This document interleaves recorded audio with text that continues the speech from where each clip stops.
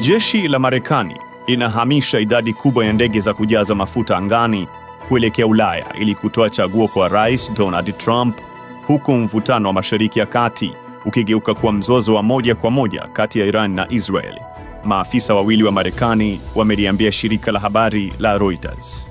Maafisa hao pia wamesema kuwa meli ya kijeshi ya Marekani USS Nimitz inaelekea Mashariki ya Kati ikiwa ni sehemu ya mpango uliopangwa mapema. Meli hiyo inaweza kubeba takribani watu 5,000 pamoja na ndege zaidi ya 60 zikiwemo ndege za kivita. Kwa ujumla, hatua hizi zinaashiria kwamba Marekani inaimarisha uwezo wake wa anga kwa ajili ya operesheni za muda mrefu, huku Irani na Israel wakishambuliana wazi wazi kwa njia isiyowahi kushuhudiwa kabla.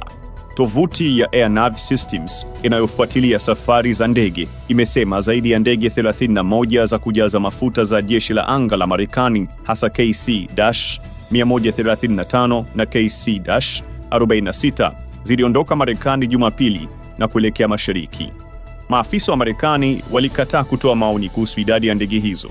Kupelekwa kwa ghafla kwa zaidi ya ndege 24 za kujaza mafuta angani kuelekea mashariki si jambo la kawaida. Hii ni ishara dhahiri ya utayari wa kimkakati, amesema Eric Schouten kutoka taasisi ya Dynamic Security Intelligence.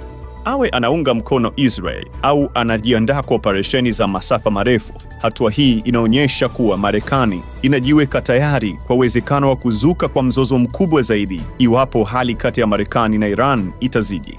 Air Nav System ilisema ndege hizo za kijeshi za Marekani zilishatua Ulaya, ikiwemo katika kambi ya kijeshi ya Ramstein nchini Ujerumani na viwanja vya ndege vya Uingereza, Estonia na Ugiriki. Hadi sasa Marekani imekuwa ikichukua hatua kwa tahadhari, ikisaidia Israeli kuzuia makombora yanayokuja. Trump alikataa mpango wa Israel siku za hivi karibuni wa kumuua kiongozi mkuu wa Iran Ayatollah Ali Khamenei, maafisa wa Marekani waliambia Reuters.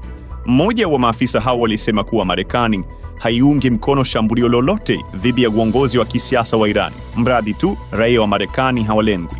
Rais Donald Trump amelisifia shambulizi la Israel na kukionya Tehran dhidi ya kupanua mashambulizi yake hadi kuyahusisha malengo ya Marekani. Chanzo kingine kilicho karibu na suala hilo kilisema kuwa Marekani imeziarifu nchi za eneo hilo kuwa inafanya maandalizi ya kujihami, lakini iko tayari kubadilika na kuchukua hatua za kushambulia iwapo Iran itashambulia vituo vyovyote vya Marekani. Hii ni Poa Media.